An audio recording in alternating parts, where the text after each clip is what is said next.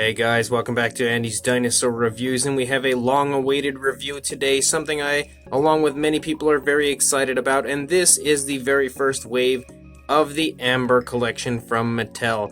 As you can see, we've got Ian Malcolm, and we've got the Velociraptor, the Jurassic Park version, which is super cool, and we've also got beautiful packaging for both. So if we turn them around and take a look at the packaging, the back of the packaging looks fantastic. I absolutely love the fact that it says Jurassic Park as well, not Jurassic World, as Mattel has been releasing everything under the Jurassic World title. But with the Amber collection, we get Jurassic Park. Really nice looking box overall. You've got a beautiful image of the Velociraptor here on the back, and of course the Rex silhouette there of the skeleton.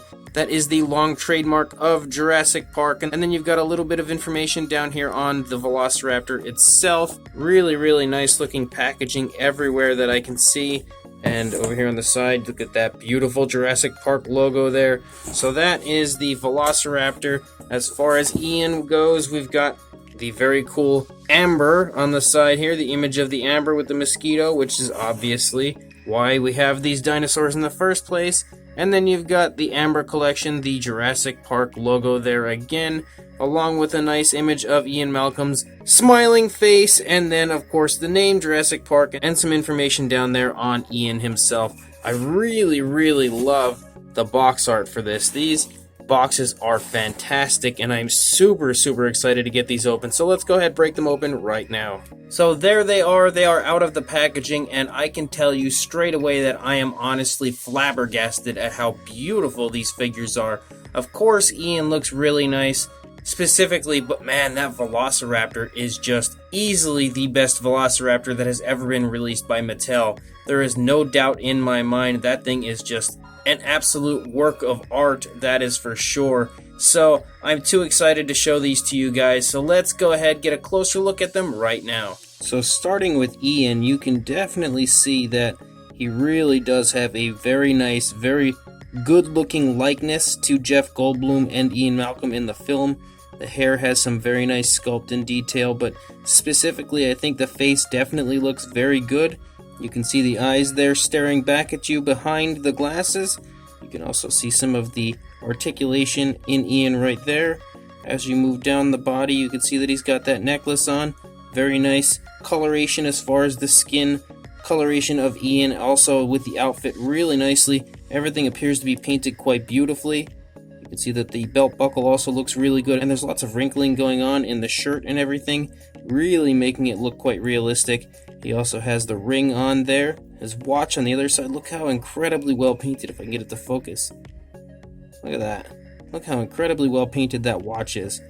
Unbelievable. If you take a look at the flare also looks really nice. Probably the closest you can get a flare to looking like it's actually lit without having some kind of a light in it. And I love the way that it transitions up into this very smoky appearance up here. Very similar to the smaller Mattel version we've had previously, but it still looks just as nice. The pants and everything also look great. Again, lots and lots of wrinkling of the pants, really showing the movement of what Ian is doing. Even the shoes look fantastic. The back of Ian also looks great. I'm really interested in just how much articulation he has. So we've got articulation in the head here. We can turn his head to look pretty much any direction we would like. Shoulder articulation. We've got the elbow right there. I just kicked the Velociraptor down there in the head. We've got the wrist. Quite a bit of wrist articulation there. Of course, the same deal with that side. You've got articulation right there in the chest, in the waist as well. You've got the hip right there, the knee, and the ankle. So wow, there is just a ton of articulation in this figure, really allowing so much when it comes to posability with Ian himself. And of course you've got these hands specifically, because these hands kind of cater to the flare that we have here, but we've also got the alternate set of hands here, and the drinking glass that we would have had in Jurassic Park inside the Explorer when the Tyrannosaurus Rex was arriving. Really kind of makes you wish that they would make a Rex in this line, just so you can maybe reenact that pose and that scene a little bit if you had a Ford Explorer as well. Hint Mattel. regardless, it's still really cool. Some of the iconic things from the film, of course, would be the glass of water, and then as far as Ian goes, of course, the flare, which he does try to lure the Rex away from the kids and Alan with, which I guess he succeeds, but only temporarily until he gets knocked right over into poor Gennaro while he was in the bathroom. And as far as the base goes, he's got this very cool looking amber colored base, really nice see-through, you can see completely through it. You've got the Jurassic Park logo there, really beautiful looking base, and of course 2 pegs for him to stand on. Now as far as the Velociraptor goes, you can see that the sculpt is really nice, very reminiscent of the Jurassic Park Velociraptor. I think the sculpt looks great as far as the very small minute details go. It really is beautifully sculpted. You can open the mouth, of course, lots of articulation that we've got. We can open it pretty wide. Oh, look at that. Actually, that's really cool. Inside the mouth, it's a really nice pinkish coloration, but you can even see some blood back there in the throat area. So, wow, they've added in some very cool, almost like an Easter egg in there. If you didn't open the mouth and get a nice deep look, you wouldn't notice that blood that's back there in the back of the mouth. Really cool addition. Something I absolutely love. You can see the articulation in the jaw is actually on the upper and lower jaw, just so you can get the mouth open really nice and wide, and everything appears to be painted really nicely in there. There's no sloppiness that I can really see. Maybe a little bit of the coloration of the teeth has run onto the tongue, but not much. Even the tongue has very nice detail, really beautifully textured tongue. The eyes have a little tiny hint of sloppiness on this side, but the other side actually doesn't.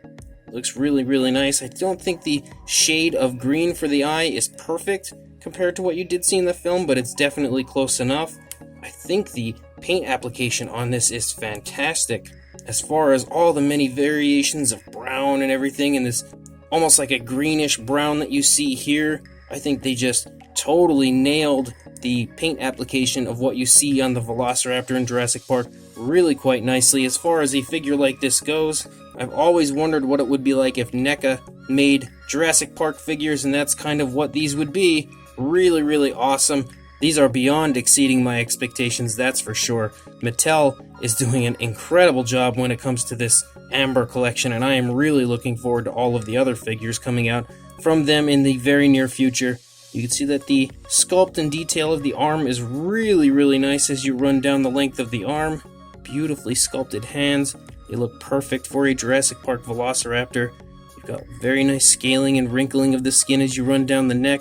Kind of some osteoderms up here, which actually, I don't know if the Jurassic Park Velociraptors had those. I think that's more of a blue type of an ordeal, but I could be wrong. I may have to just take a look back at the film and see. However, it's not that big of an issue. If they didn't, I don't really mind it. Really beautiful texture of the skin all over the place. You've got some kind of skin stretching here, showing the leg. If we move the leg back, now it looks like the skin is stretching. If we push the leg forward, now you don't notice that. So that's really cool as well. Beautiful muscle tone here in the thigh. As you run down the leg, you've also got some very nice calf muscles. Really beautiful paint application, and I will say that the articulation of this figure is really smooth. You can see I don't have to try very hard to move it. It moves really easily. Beautifully sculpted foot. Look at the paint on that. Wow, that is really nice. This is much better than I expected it to be. And then we come up onto the tail here. You can again see how nice the skin texture is in the tail, and you can also see some striping that runs out the length of the tail here to the very long tip of the tail. The other side is pretty much the same. Actually, it's exactly the same as you see on the previous side, but it looks really good. So as far as the articulation of the Velociraptor, I'm quite interested in that. Looks like maybe there is a paint defect right there, right here in the thigh, which is a bit depressing, but I guess it's not the end of the world. But as far as articulation goes, so let's check and see what we've got. We've got the mouth that does open on the upper and lower jaws. We've also got articulation in the neck in 2 different spots here, so we can look up and pretty much look any direction that we would like. Really quite nicely. Really beautiful articulation. Just imagine the stop motion that you could do with this figure. And you might hear a weird noise once in a while. That, I keep rubbing his tail on the back of the backboard here. And you've also got articulation in the shoulder, the elbow joint, and the wrist. Then you've got the hip, the knee, right here, and then down here as well. It's on a swivel. And you've actually also got articulation in the sickle claw. So you can put the sickle claw down or up. It's really your call. I love that. And then, similar to Rebor, you actually have articulation in the tail as it can flex and bend it with a wire into whatever position you would like. It works really quite well. And then you've also got articulation right here, which I think is a swivel. And yeah, really, really nice. Lots and lots of articulation. This Velociraptor is awesome. And then as far as the base for the Velociraptor goes, again, that very nice amber type of a style with the Jurassic Park logo, and then the peg here that runs up into the stomach to hold our Velociraptor up. Another very, very nice looking base. I think the only thing that I can even slightly complain about when it comes to this Velociraptor is that the feet are definitely a bit larger than they should be, similar to most of the other Mattel Velociraptors, and the legs kind of look like maybe they're a little bit scrawny, a little bit, but I mean, it's still really nice, and is still definitely my favorite out of all the Velociraptors Mattel has released so far. Awesomely, it can actually stand and balance on its own, so you don't even need the base if you really don't want to use it. It seems like it actually stands quite nicely too. I guess that is due to the larger feet. So that is awesome. I really, really like that. Also, but if you want to have it in any kind of a crazy pose, like maybe it's running and giving off, oh, I almost pulled his head off there, giving off a roar or chasing something down, then you've got, of course, the base here to attach it to. You would just put this peg here up into almost his private part area, if we're trying to keep it PG, and then you can display it in any position that you want, honestly. You can also have Ian down here that's about to become Velociraptor food, so the possibilities as far as posability goes are pretty much endless with these two figures. As far as the size on Ian, I guess we really only need to do the height. So for the height of Ian, you were looking at him at about 7 inches or about 18 centimeters high, maybe actually about 7 1/4. It's a little tough to tell from this angle with the camera, but in person he looks like he might be about 7 1/4 inches or about 18.5 centimeters. But for the Velociraptor, if we get the tail nice and straight, as far as a length goes, you're going to see it at about 12 inches long or 30 centimeters, and for a height, about just under 6 inches or around 15 centimeters. So definitely a very big figure. Honestly, I was quite surprised at how large this Velociraptor was. I don't know why, I just kind of expected it to be a bit smaller, maybe more of a Mattel Attack Pack sized, but that is not the case. And to prove that, there is one of the Mattel jumping Velociraptors next to both Ian and our Jurassic Park Amber Collection Velociraptor, and you can see just how much smaller they are in comparison to this newer Velociraptor. The new one really is quite large and honestly breathtakingly beautiful in person. And next to this Jumping Raptor, you should get a pretty good idea if you have any of these about how big these figures are, because the Jumping Raptor is right around the same size as the Attack Packs. And for one more size comparison, there is Mr. Papo T-Rex next to these figures, again showing you that these are really quite large. Ian himself is actually taller than the Papo Rex, and the Velociraptor honestly is about the same size, much longer, but almost the same height. Definitely could be the same height if I positioned it standing more upright, so it really is a decent sized figure, quite large to be honest. So these brand new Amber Collection figures from Mattel are off the charts beautiful, and these are easily two of the best figures in the entire Mattel Jurassic World line. Without question, the best Velociraptor, but even Ian himself is really quite the marvel to look at, and I love the additions of things like the water cup and the flare, and you can exchange the hands and everything, and the Velociraptor is just awesome. Really nice coloration as far as the paint goes. They really didn't hold back. They applied everything really beautifully, very realistically. Everything looks very natural on it.